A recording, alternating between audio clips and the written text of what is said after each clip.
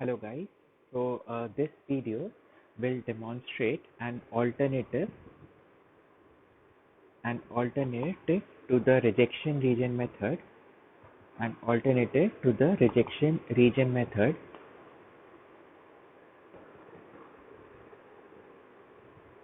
for hypothesis testing, an alternative to the rejection region method for hypothesis testing. So up till now, we have discussed the rejection region method for testing a hypothesis. What is the rejection region method? H0 is the null hypothesis, HA is the alternate hypothesis. Then you calculate the value of the test statistic, which could be either Z or it could be T. Okay? And then we compare this. So these are your calculated values, and then you compare them with the critical values. How are critical values obtained? Critical values are obtained using the level of significance, which is your alpha, which is the type 1 error, probability of type 1 error. ठीक है. तो अगर जैसे normal distribution है, तो आपने इसके अगर सपोज जो है 2 टेल्ड टेस्ट है, तो 5% लेवल ऑफ सिग्निफिकेंस के लिए, तो यहाँ rejection region is on both side. This value comes out to be 1.96, this value comes out to be -1.96. तो हाउ डू यू डिसाइड कि आपको नल हाइपोथेसिस रिजेक्ट करना है कि नहीं? कि if the mod value of z calculated is greater then 1.96, मतलब कि वो कहीं यहाँ पर आ रहा है, 1.96 के बाद कोई वैल्यू आ रही है, that means it falls in the rejection region, so you reject the null hypothesis. You reject the null hypothesis.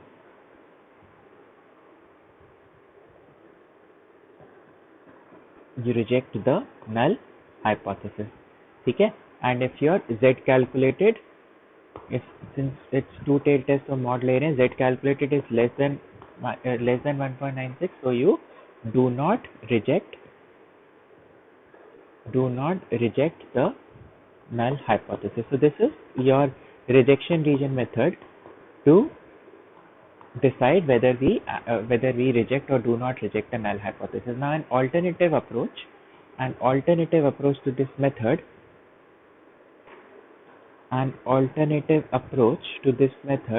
is called as the p-value method. It is called as the p-value method. What is a p basically here stands for probability. P here stands for probability. Now this method is generally used in statistical software. ठीक है. Statistical software में जो है generally आपका ये वाला method use होता है कि वो पी वैल्यू के अकॉर्डिंग ही आप जो है नल हाइपोथेसिस को रिजेक्ट या डू नॉट रिजेक्ट कर पाते हो. So it is mostly used in your statistical software. So this is an important method. ठीक है. तो रिग्रेशन में भी हम यही जो है पी वैल्यू मेथड के क्वेश्चन जो है डिस्कस करेंगे. आई होप दिस इज क्लियर. ठीक है. Now let us discuss what is a P value. One thing you have to remember कि both rejection region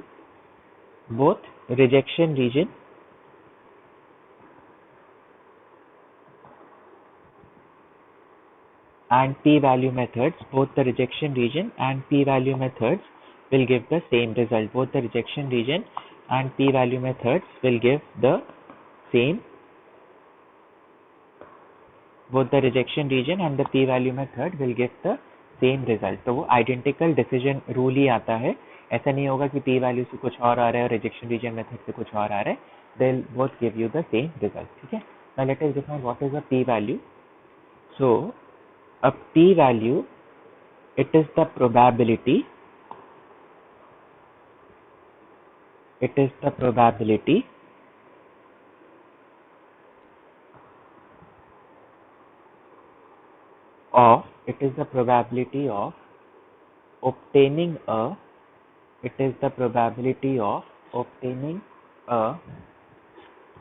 value of the test statistic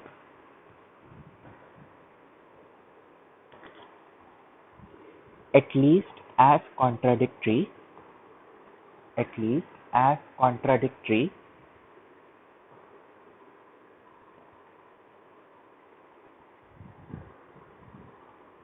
to H0 at least as contradictory to H naught as the value calculated from the available sample, as the value calculated from the available sample. So this might seem a little complex, but so it is the probability of obtaining a value of the test statistic at least as contradictory to H naught as the value calculated from the available sample. So what is actually a p-value? If I explain in clear terms, in more simpler terms, see, so suppose you have a normal distribution, ठीक है. अब आपने जो है test statistic जो calculate किया, so this is your z calculated, ठीक है, this is your z calculated. So what is the decision rule of a null hypothesis कि अगर z calculated is greater than z critical, so we reject the null hypothesis. ठीक है, मैंने इस diagram में भी z क्रिटिकल नहीं बनाया, तो z क्रिटिकल की वैल्यूज क्या होती है? 1.96, ठीक है, 2.33 जो मैंने आपको 10%, 1%, 5% लेवल पे बताई थी, ठीक है. We reject the null hypothesis if z calculated is greater than z critical. Now what do we mean by p-value? So p-value कह रहा है कि what is the probability of obtaining a test statistic at least as contradictory to H naught as the value calculated from the available sample. Now let us take an example. So suppose आपका जो है critical z value इधर है, ठीक है. So this value is your critical value, z critical, ठीक है. This value suppose is your critical value. अब इस केस में क्या है कि z calculated greater है z critical के लिए, तो आप रिजेक्ट करोगे. तो सपोज z calculated की ये वैल्यू आई, तो इस वाली वैल्यू पे आप जो है अपने इसको रिजेक्ट करोगे, because this value is greater then your critical value, ठीक है. This value is greater then your critical value.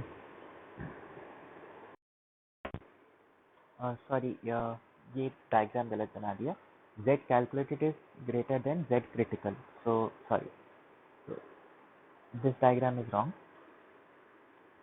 ठीक है. So suppose this is your Z critical value, which could be 1.96, ठीक है, 2.33 जो भी values हैं, and so this is the Z critical value which we have got, and this is the Z calculated, ठीक है. तो रिजेक्शन रीजन क्या है? ये वाला रिजेक्शन रीजन है, ठीक है, क्योंकि अगर Z calculated is greater than Z critical, so you reject the null hypothesis.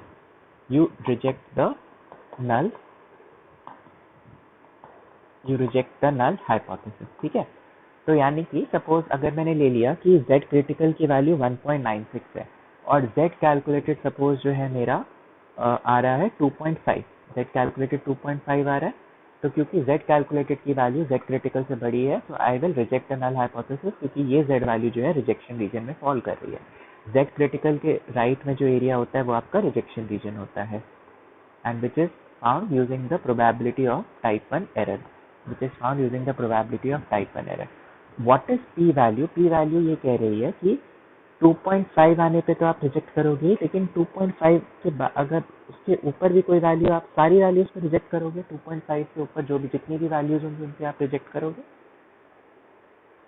ठीक है. कि 2.5 is the minimum value at which you will reject the null hypothesis, but 2.6 पे भी आप रिजेक्ट करोगे, 2.7 पे भी आप रिजेक्ट करोगे, ठीक है.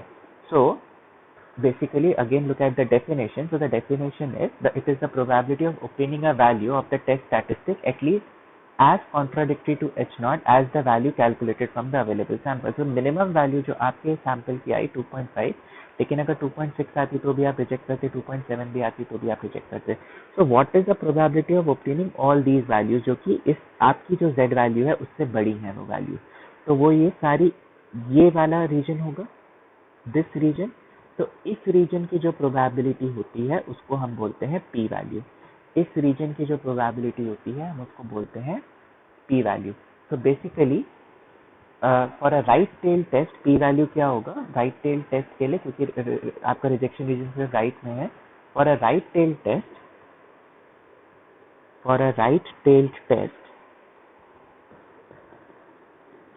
your p-value is the, for a right tailed test, p-value is the area to the right of the calculated z value. For a right tailed test, p-value is the area to the right of the calculated z value. कि अगर जो है आपकी z calculated, जो आपने अपने sample के लिए कैलकुलेट की है, वो ये वाली वैल्यू है, तो इसके जो राइट में जो एरिया होगा for a right tail test, that will be the P value. ठीक है, नाउ तो this is the P value. Now how will it decide कि हम नल हाइपोथेसिस रिजेक्ट करेंगे या हम इसको नहीं रिजेक्ट करेंगे। ठीक है, सो वी कंपेयर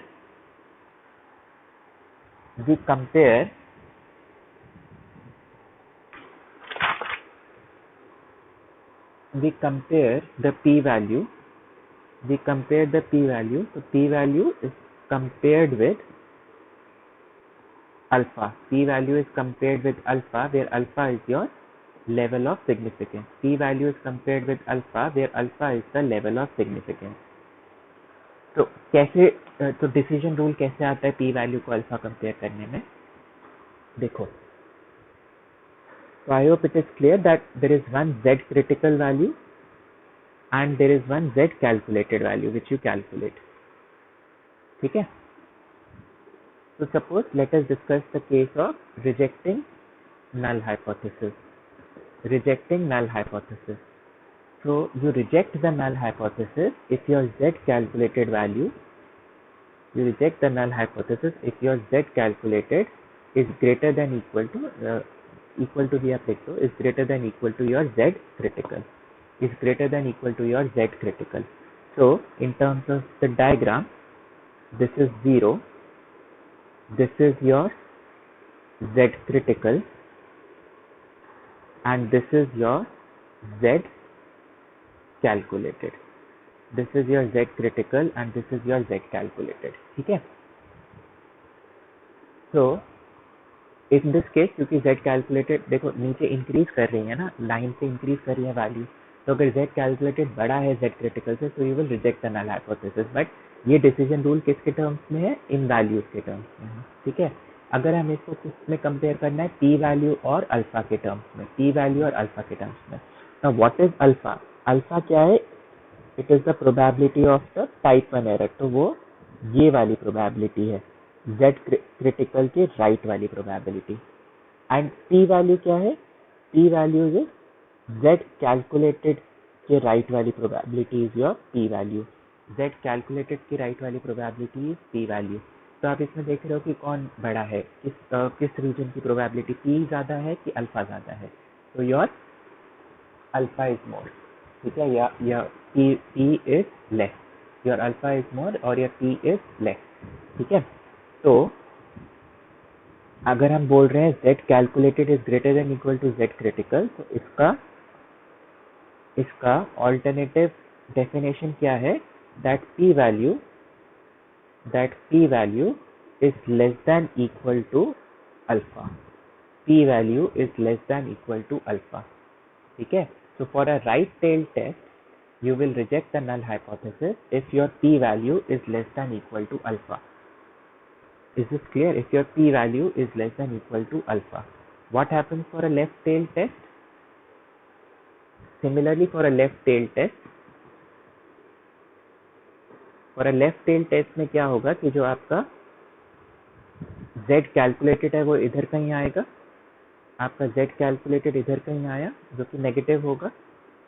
ठीक है, if it is greater then z critical, if it is greater then z critical तो हम इसको रिजेक्ट करते हैं। If your z calculated is greater then z critical तो हम इसको रिजेक्ट करेंगे। ठीक है, तो अगर ये ग्रेटर है z क्रिटिकल के, दैट मीन्स ये z क्रिटिकल इधर है आपका,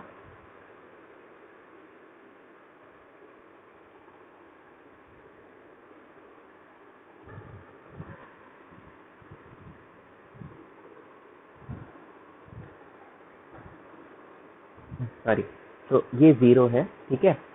तो in this case if I have to say that Z calculated is greater than Z critical, Z calculated is greater than Z critical, तो आपने हमेशा ये ध्यान रखना है कि यहाँ पर ये यहाँ से स्टार्ट हो रहा है, तो यहाँ -1 है, -2 है, -3, तो वैल्यूज जो है वो डिक्रीज हो रही है इधर से, 0 से यहाँ पर वैल्यूज जो है वो डिक्रीज हो रही हैं।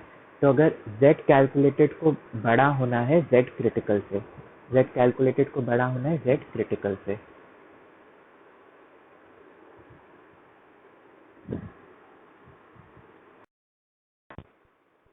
So basically this is the rule that Z calculated अगर greater है Z critical से then you reject the null hypothesis. But आपको left tail test में याद रखना है कि ये दोनों values Z calculated और Z critical negative है. So I can write this as when minus of Z calculated is greater than is less than minus of Z critical, क्योंकि अगर आप दोनों को माइनस से जो है मल्टीप्लाई करोगे तो ये इनइक्वालिटी रिवर्स हो जाएगी।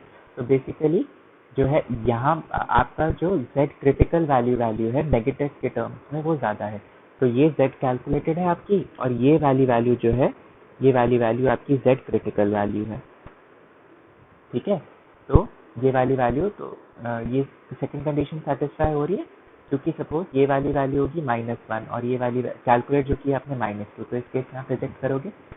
तो बेसिकली आपका जो है इस केस में भी क्या है कि Z क्रिटिकल यहाँ पर है और Z कैलकुलेटेड इधर है, तो इस केस में because your Z calculated is falling in the rejection region, your Z calculated is falling in the rejection region, so you are rejecting the null hypothesis.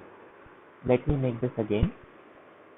So in case of a left tail test, the rejection region is on the left side only, ठीक है। तो suppose ये Z critical वाली value है, ठीक है, तो इसके लेफ्ट में रिजेक्शन रीजन है, तो अगर कोई भी वैल्यू इधर आ रही है which is your calculated value, so you will reject the null hypothesis, you will reject the null hypothesis। suppose इधर आई वैल्यू, तो ये जो Z क्रिटिकल वाली वैल्यू है इसके जो राइट में इसके जो लेफ्ट में एरिया वो है अल्फा, और जो आपने ये वाली वैल्यू कैलकुलेट की है Z कैलकुलेट वाली, इसके जो लेफ्ट में एरिया है वो है P, इसके जो लेफ्ट में एरिया है वो है P, ठीक है। तो लेफ्ट टेल टेस्ट में भी आप कब रिजेक्ट करोगे, you will reject the null, you will reject the null, you will reject the null if your p value इसमें भी p value छोटी है अल्फा से, ठीक है। if p value is less than equal to alpha, if p value is less than equal to alpha, ठीक है। now what happens in case of a two-tailed test, what happens in case of a two-tailed test, what happens in case of a two-tailed test, so two-tailed test में क्या है, so for example this is an example that mu is equals to 100 and null is that mu is not equal to 100, so you have rejection region on both sides, you have rejection region on both sides, तो इधर भी rejection region है, इधर भी rejection region है, ठीक है। Critical reason भी दोनों जगह होता है, क्रिटिकल रीजन भी दोनों जगह होता है, ठीक है। तो इसमें क्या किया आपने, तो एज वी नो सपोज यहाँ पर अल्फा बाय 2 है, यहाँ पर अल्फा बाय 2 है, ठीक है, उससे वैल्यू डिटरमाइन होती है हमारी क्रिटिकल वैल्यू। एंड सपोज आपका Z कैलकुलेटेड जो है वो इधर आया, आपका Z कैलकुलेटेड इधर आया, आपका Z कैलकुलेटेड इधर आया, लेकिन क्योंकि ये म्यू नॉट इक्वल टू 100 है, इसका मतलब ये कुछ भी हो सकता है, म्यू लेस देन 100 भी हो सकता है, म्यू ग्रेटर देन 100 भी हो सकता है, ठीक है। तो इन दिस केस जो आपकी जो Z कैलकुलेटेड वाली वैल्यू आई, since the rejection region is on both sides, तो जो P वैल्यू होगी वो भी बोथ साइड्स पे होती है, क्योंकि रिजेक्शन रीजन बोथ साइड्स पे होता है, तो P वाली वैल्यू भी बोथ साइड्स पे होगी, P वाली वैल्यू भी बोथ साइड्स पे होगी। तो इसमें हम क्या करते हैं, एक P वैल्यू निकाल के, मतलब एक वाली आपने जो आपका एक बार Z कैलकुलेटेड आया उसके राइट में आपने जो है प्रोबेबिलिटी निकाल ली, twice this probability is your P value, twice this probability is the P value, twice this probability is your P value, ठीक है। डिसीजन रूल वही रहेगा, डिसीजन रूल वही रहेगा, that is P value is less than alpha, P value is less than equal to alpha, you reject the null hypothesis. P value is less than equal to alpha, you reject the null hypothesis. See, अगर देखो ये क्या value है, इसको आप अगर आप सिर्फ इसी को कंपेयर करोगे तो you'll have to compare this probability. Let me suppose this is P prime value. This is P prime value. You'll have to compare this with alpha by 2, क्योंकि this area is only alpha by 2. This area is only alpha by 2. तो इससे क्या आपका result आया that 2 P prime value should be less than alpha. 2 P prime value should be less than alpha. तो हम इसको जब हम 2 से मल्टीप्लाई करते हैं तभी हम उसको P वैल्यू बोलते हैं. ठीक है, इस केस में टू टेल टेस्ट के केस में तो सिर्फ अगर आप ये निकालोगे तो ये आपकी P वैल्यू बाय 2 है. ठीक है, this is another, this is P value by 2. ठीक है, this is P value by 2 which you have to compare with alpha by 2. ठीक है, तो या तो उसको अल्फा बाय 2 से कंपेयर करो या एक ही डिसीजन रूल रखने के लिए हम इस प्रोबेबिलिटी को 2 से मल्टीप्लाई कर देते हैं, इसलिए हम इसको सिर्फ अल्फा से ही कंपेयर करेंगे. तो what is the decision rule now? तीनों केसेस में हमने उसी से ही जो हमने Z टेस्ट मतलब रिजेक्शन रीजन से ही बनाया कि we will reject the null hypothesis,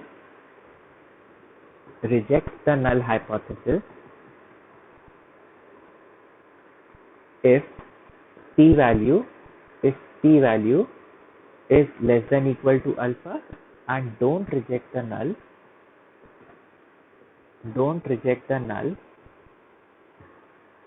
if P value if P value is greater than alpha.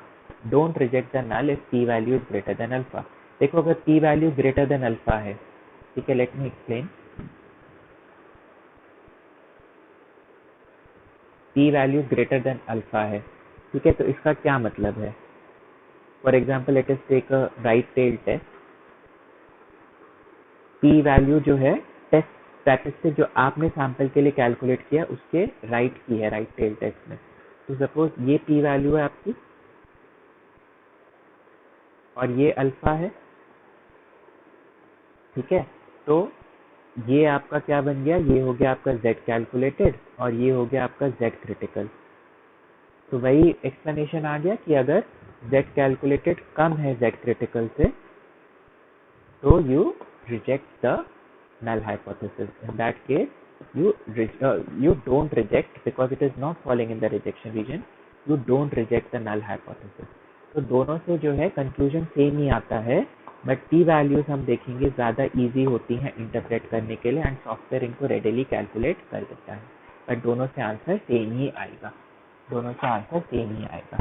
ठीक है, तो now let us do an example to understand this more clearly. ठीक है, तो P value for a right tail test कि जो आपने test statistic calculate किया उसके राइट में जो एरिया है हम उसको P वैल्यू बोलेंगे. It has to be compared with alpha which is the level of significance. ठीक है,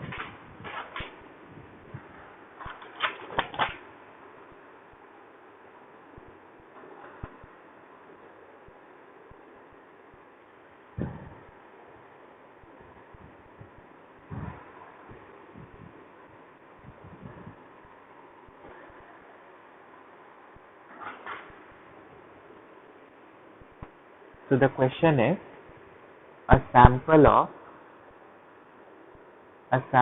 51 batteries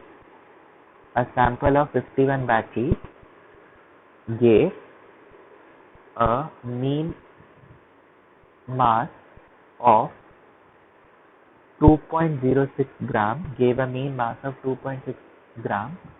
and a sample standard deviation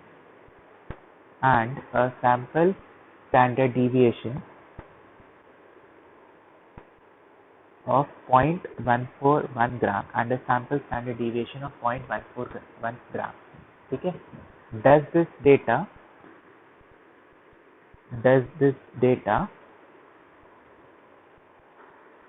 provide compelling evidence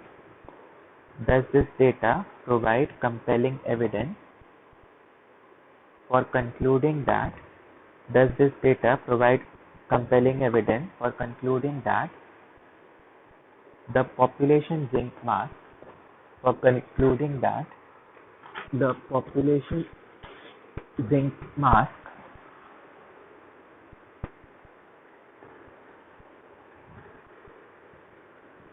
exceeds 2 gram. The population zinc mass exceeds 2 gram. ठीक है, तो हमने एक sample लिया 51 batteries का, so that means n is 51. ठीक है, we have to check and your x bar is 2.06 gram. X bar is sample mean is 2.06. Sample standard deviation is 0.141. ठीक है, and you have to check null hypothesis is that mean is equals to 2 and the alternate hypothesis is mean is greater than 2 and the alternate hypothesis is that the mean is greater than 2. ठीक है, question में नहीं दे रखा, so let us check at 1% and 5% level of significance. Let us check at 1% and 5% level of significance. ठीक है, is this clear? तो ये आपका जो है इसमें कुछ नहीं दे रखा कि ये पॉपुलेशन कैसी है, लेकिन क्योंकि n ग्रेटर देन 30 है तो हम इसको नॉर्मली डिस्ट्रीब्यूटेड पॉपुलेशन ही मानेंगे. ठीक है, एंड सैंपल स्टैंडर्ड डिविएशन दे रखा है तो कुछ नहीं, आप पॉपुलेशन स्टैंडर्ड डिविएशन को ये रिप्लेस बाय कैपिटल S. तो your Z statistic become x bar minus mu by S by root n. x bar minus mu by S by root n. तो Z तो आपको कैलकुलेट करना पड़ेगा, तो this is your Z calculated. This is your Z calculated. So what is x bar? X bar is 2.06, mean is 2. What is S? S is 0.41 and what is N? N is 51. ठीक है, so what answer you get? You get the answer as 3.04. You get the answer as 3.04. Now अब हम इसको दोनों method से solve करते हैं. ठीक है, so let us solve this using the rejection region method. Let us solve this using the rejection region method. ठीक है, so what we are saying कि जब आपने जो Z कैलकुलेट किया है वो 3.04 है. आपने जो Z कैलकुलेट किया है वो 3.04 है. तो Z calculated is 3.04. Now for this is a right tail test. This is a right tail test. So right tail test के लिए Z critical क्या होता है? राइट टेल टेस्ट के लिए Z critical for suppose let us take at 5%. At 5% it is 1.645. At 5% it is 1.645. ठीक है, and at 5% it is 1.645. 5% के लिए चलो अभी चेक कर लो. 1.645 यानी कि 1.645 इधर कहीं आएगा. ठीक है, तो इससे यहाँ पर सारा रिजेक्शन रीजन है और आपकी जो Z वैल्यू है वो रिजेक्शन रीजन में फॉल कर रही है. तो since your Z calculated is greater than Z critical, your Z calculated is greater than Z critical, so you reject the null hypothesis.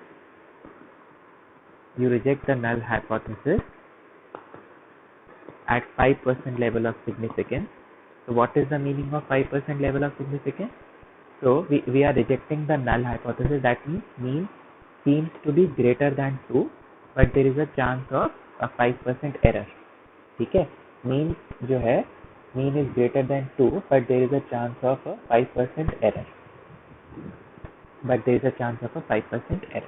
ठीक है, तो null को हम रिजेक्ट कर रहे हैं in favor of the alternate hypothesis by at 5% level of significance because Z calculated की जो वैल्यू है वो Z critical के मतलब आपकी रिजेक्शन रीजन में लाई कर रही है. तो रिजेक्शन रीजन में you reject the null hypothesis. ठीक है, now let us do it using the p value method. तो p वैल्यू मेथड में क्या है? p वैल्यू मेथड में आपने जो अपनी Z की वैल्यू कैलकुलेट की है, हमने क्या कैलकुलेट की? 3.04. हमने जो है 3.04 वैल्यू कैलकुलेट की. उसके जो राइट की प्रोबेबिलिटी है, उसमें जो राइट प्रोबेबिलिटी है that is called as your p value. that is called as your p value. So how do you determine this probability? Again normal distribution से आप देखोगे तो नॉर्मल डिस्ट्रीब्यूशन से जब आप 3.04 पे देखोगे तो आपको ये वाली प्रोबेबिलिटी मिलेगी. ठीक है, तो 3.04 पे नॉर्मल डिस्ट्रीब्यूशन में क्या आंसर आ रहा है? तो हमने जो है 3.0 यहाँ देखा, 3.04 ये वाला कॉलम है, तो 0.4989. So this area is 0.4989. This area is 0.4989. तो p वैल्यू क्या होगी? क्योंकि पूरा जो एरिया 0.5 होता है, तो this value is 0.5 minus 0.4989. This value is 0.5 minus 0.4989.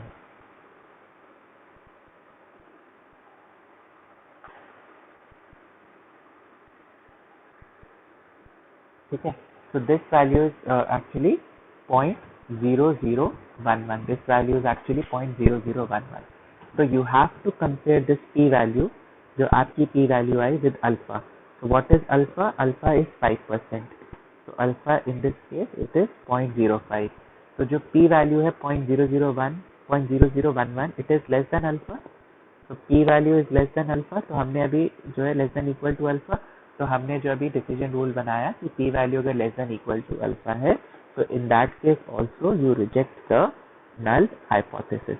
In that case also you reject the null hypothesis. In that case also you reject the null hypothesis. ठीक है, I hope this is clear.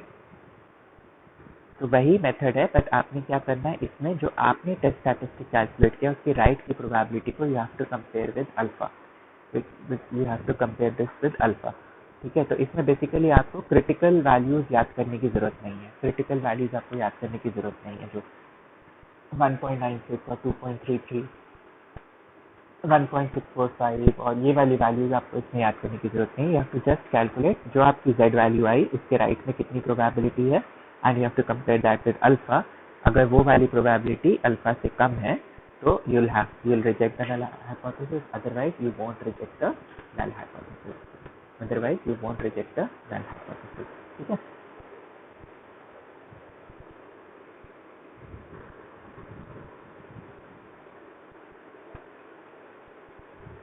Now let us again look at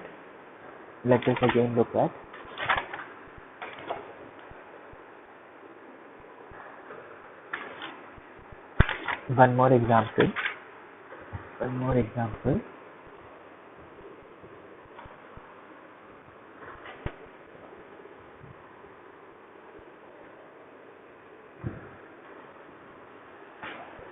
Suppose I am not giving the full statement. Suppose the question is कि h naught है, कि mu 1.5 है, and the null hypothesis is that mu is greater than 1. Again it is a two-tailed test. ठीक है, and suppose z की value जो आपने z calculate किया वो 2.10 आ रही है.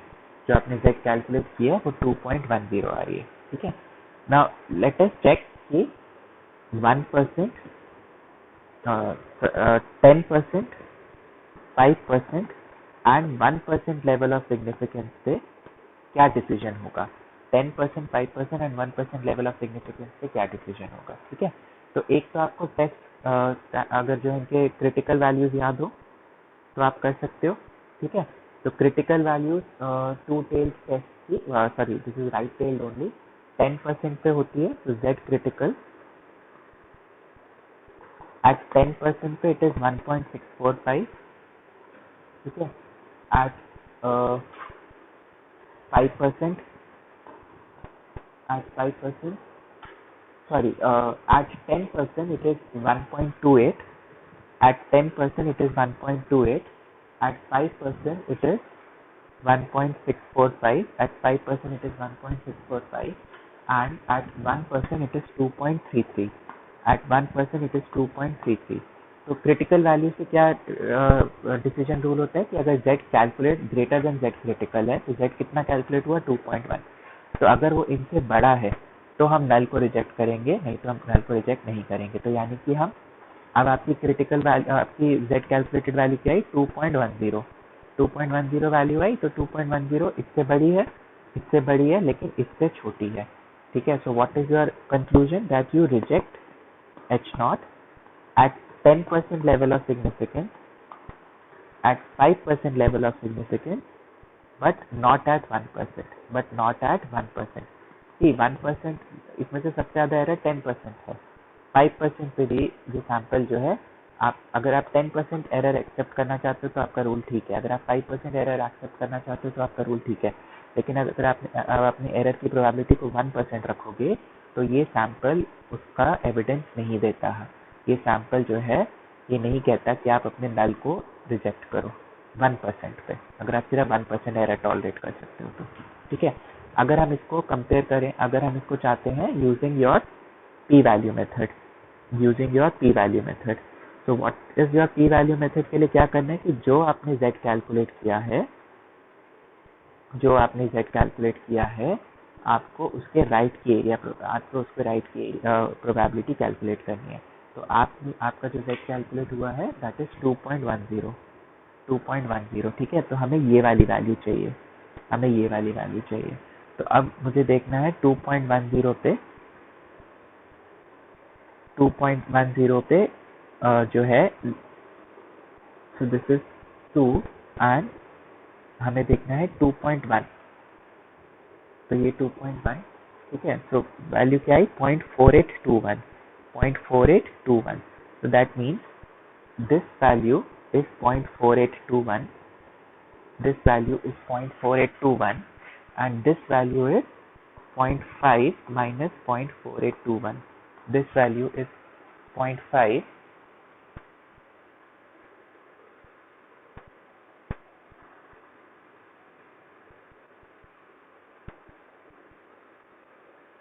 this value is 0.5 minus 0.4821, so this value is equal to 0.0179, this value is equal to 0.0179, so your p value is equal to 0.0179.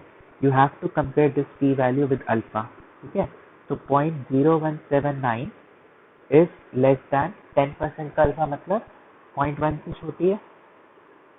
ठीक है, so this is 10%, 0.0179 is less than 0.05, 5% level of significance से 0.05 से भी छोटी है। ठीक है, but 0.0179 1% level of significance का क्या मतलब है 0.01, तो this is 1% level of significance, this is 1% level of significance. तो 0.0179 जो है वो 0.01 से तो कम नहीं है। ठीक है, ये चीज true, this statement is false. ठीक है, तो हम नल कब रिजेक्ट करते हैं, when p value is less than equal to alpha, इस पे हम we reject the null, reject the null. तो वो किसमें सेटिस्फाई हो रहा है, फर्स्ट पे और सेकंड में, यानी कि 10% पे और 5% पे, 1% पे वो सेटिस्फाई नहीं हो रहा। तो this is another approach of your hypothesis testing, this is called as the p value approach, this is called as the p value approach, this is called as the p value approach. ठीक है, तो हम चाहते हैं कि हमारी p value जो है, आप देख ही सकते हो, p value should be as small as possible to reject the null. ठीक है, so the smaller the p value, the smaller the p value, the more evidence, the smaller the p value, the more evidence against the null, the smaller the p value, the more evidence against the null hypothesis।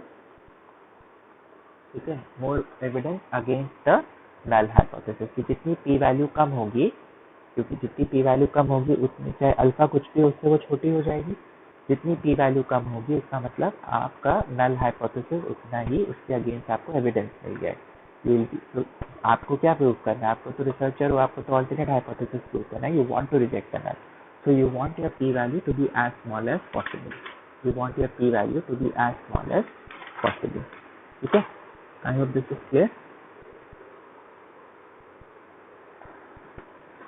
Now let us discuss a two-tailed test. Let us discuss a two-tailed test.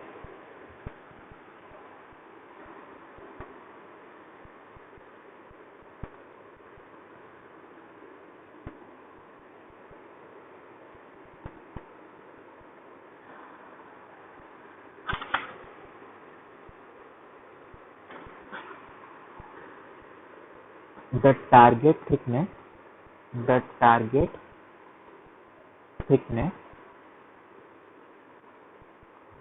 for silicon wafers the target thickness for silicon wafers in a certain type of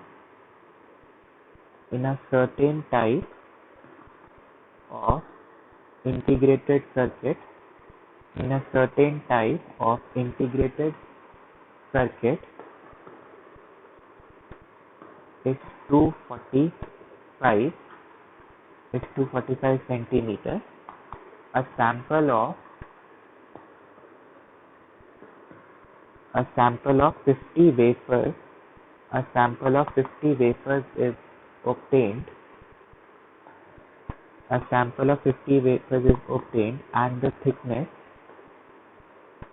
the thickness of each one is determined,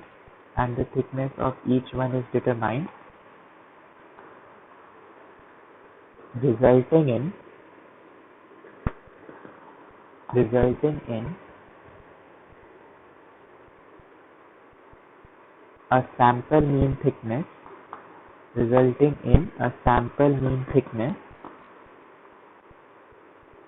of 246.18 centimeter and a sample standard deviation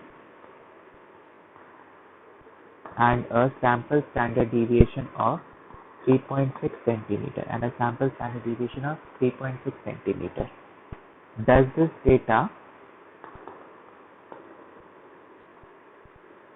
this data suggest that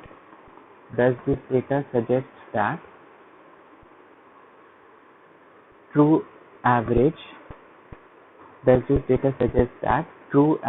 wafer thickness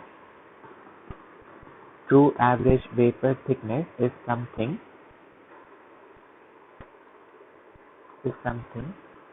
other than the target value?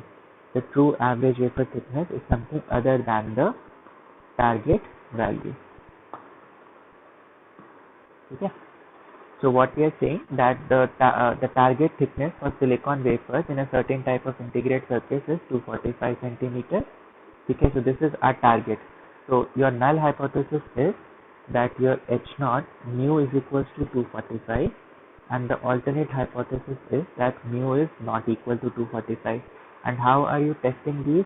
By taking a sample, इसका size है 50 और उस sample का जो mean आया वो है 246.18 and उस सैंपल का जो स्टैंडर्ड डिविएशन आया वो है 3.6 ठीक है. So you have to basically tell कि नल को रिजेक्ट कर सकते हैं कि नहीं. True average wafer thickness is something other than the target value. True average wafer thickness is something other than the target value. So you calculate your Z here, and suppose let us do it that you have to check it at 1% level of significance. Check at 1% level of significance. Okay. So you have to first calculate Z only. So Z calculated is again x bar minus mu by s by root n. X bar minus mu by s by root n. So it is 246.18 minus 245 upon 3.6 by root 50. It is equal to 2.32. ठीक है. अब आपने इसमें p value निकालनी है. तो बस आपने क्या याद रखना है, it's a two tail test. तो ये आपका टेस्ट स्टैटिस्टिक आया 2.32. ठीक है, ये आपका टेस्ट स्टैटिस्टिक आया 2.32. तो इसके जो ये वाला एरिया है आप कैलकुलेट करोगे, लेकिन इससे ट्वाइस जब आप करोगे तो आपकी पी वैल्यू आएगी जिसका टू टेल्ड टेस्ट. बिकॉज -2.32 पे भी हम इसको अगर उससे भी हमारी वैल्यू जो है कम आ रही है, ठीक है, तो हम इसको नल हाइपोथेसिस को रिजेक्ट कर रहे हैं. Because in that case also your mu will not be equal to 245. ठीक है. सो बेसिकली आप टू रिमेंबर कि टू टेल टेस्ट है, तो जो ये आप प्रोबेबिलिटी कैलकुलेट करोगे उसका ट्वाइस करोगे. तो ये 2.32 है, तो हमने नॉर्मल डिस्ट्रीब्यूशन से देखा कि 2.3 इज दिस, 0.2 इधर वाला कॉलम है, सो 2.32 में कितना आंसर आया? सो 2.32 में आया 0.4898, 0.4898. So this area, this area is 0.4898. ठीक है, तो ये वाला एरिया क्या होगा? तो 0.5 minus 0.4898. So this area is 0.5 minus 0.4898, so which is equal to 0.0102, which is equal to 0.0102. But in this case, your p value will be 2 into 0.0102. It is equal to 2 into 0.0102. It is equal to 0.0204. It is equal to 0.0204. ठीक है, तो अब आपने तो 0.0204 को compare करना है with 1% level of significance. तो 1% लेवल ऑफ सिग्निफिकेंस का मतलब 0.01 है. ठीक है, तो 0.01 से ये बड़ा है कि छोटा है? This is greater. So p value is greater than alpha. So in this case, you will not reject the. So in this case, you do not reject the null hypothesis. Do not reject the null hypothesis. You do not reject the null hypothesis. So what is the null hypothesis?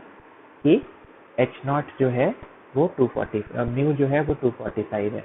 तो basically जो हमारा target mean है, हमारे sample ने भी वैसा ही वो दिया है. ठीक है, so the true average thickness does not differ from the target. क्योंकि आप नल हाइपोथेसिस को ट्रू बोल रहे हो, इसको आप रिजेक्ट नहीं कर रहे, तो आप क्या बोल सकते हो कि so the true average thickness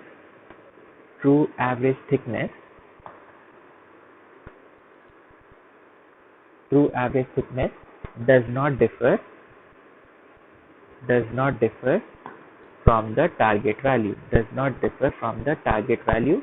at how much level of significance? At 1%, if you want to say at 1% level of significance. ठीक है, तो बेसिकली टू टेल टेस्ट में जो है आपने जो प्रोबेबिलिटी कैलकुलेट करी उसका ट्वाइस करना है.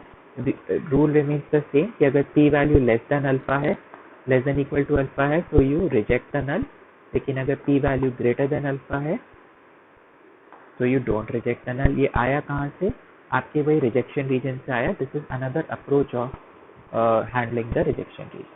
ठीक है ना, अब ऐसा नहीं है कि ये सिर्फ जेड टेस्ट के लिए यूज होगा, ये टी टेस्ट के लिए भी यूज हो सकता है. ठीक है, टी टेस्ट के लिए भी यूज हो जाएगा, सेम आ जाएगा उस केस में भी.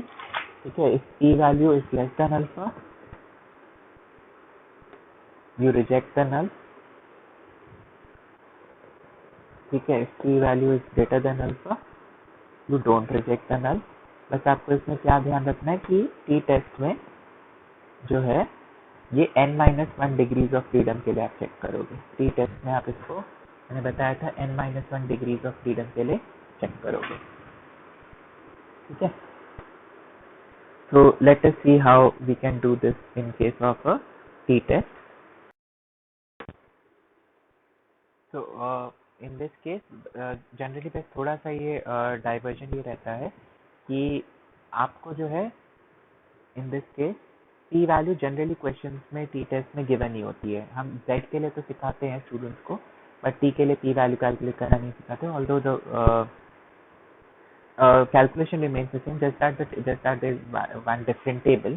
ठीक है, तो आपको इसमें इतना नहीं जाना, आपको क्वेश्चन में p वैल्यू गिवन ही होगी, या फिर just compare it with alpha. ठीक है, सपोज एक टी टेस्ट का क्वेश्चन है जिसमें h नॉट जो है म्यू इज इक्वल टू 100 है. ठीक है, versus ha mu is greater than 100. ठीक है, and your n is 9, and t जो आ रहा है t 1.6 आ रहा है, और इसमें p वैल्यू आपको गिवन ही है. ठीक है, p वैल्यू होगी वही p वैल्यू, मतलब जो आपने कैलकुलेट किया ये 1.6, इसके जो राइट में जो एरिया है that is the p value. And suppose आपको क्वेश्चन में गिवन है that this p value is 0.074. This p value is 0.074. This p value is 0.074. ठीक है, तो लेट अस फर्स्ट सी कि अगर हम इसको क्रिटिकल वैल्यूज मेथड से या रिजेक्शन रीजन मेथड से करें, if we do it using rejection region method, so your T calculated is equal to 1.6, ठीक है, and we your T calculated is equal to 1.6. If we compare it with T critical at 5% level of significance, T critical at 5% level of significance, so how do we write this as T 0.05 क्योंकि 5% के लिए, और ये हम हमेशा n-1 degrees of freedom के लिए, तो आप 8 के लिए चेक करोगे इसको, आप 8 के लिए चेक करोगे. So this is a one-tailed test only. It is a right-tailed test, one-tailed test only. Mu greater than mu greater than 100. तो आपको जो मैंने टेबल पिछली बार दिखाई थी, so one-tailed में 0.05 for 8 degrees of freedom, it is 1.86. One-tailed 0.05, 8 degrees of freedom, it is 1.86. It is 1.86. ठीक है, तो क्या आ रहा है आपका? Your T calculated is less than T critical. Your T calculated is less than T critical. So we don't reject the null. We do not reject the null at 5% level of significance. We do not reject the null at 5% level of significance. ठीक है, अब इसको P value में मैं अगर देखूं तो P value मुझे कैलकुलेट हुई है 0.074. ठीक है, तो P वैल्यू इज 0.074. ठीक है, तो और your alpha is 0.05 because 5% level of significance पे. So in this case your p value is greater than alpha.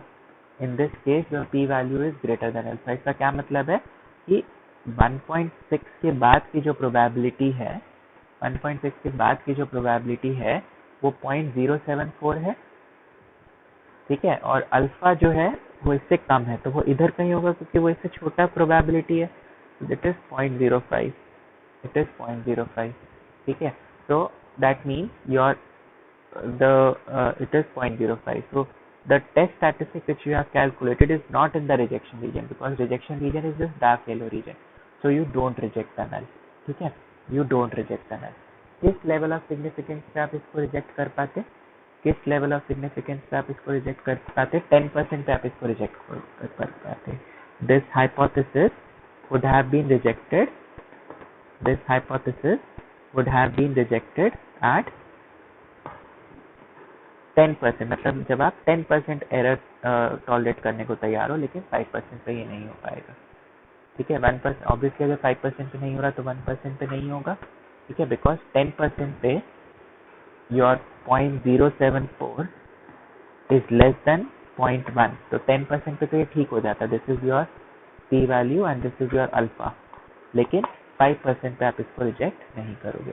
So T values में ऑब्वियसली देयर इज टेबल जिससे हम कैलकुलेट भी कर सकते हैं, बट जनरली आपके लिए अभी इस पॉइंट पे ठीक है कि in the question you will be given the p value, you have to just compare it with alpha. So it becomes a much simpler question. Is this clear? So now we will use this concept of hypothesis testing in our multiple linear regression model.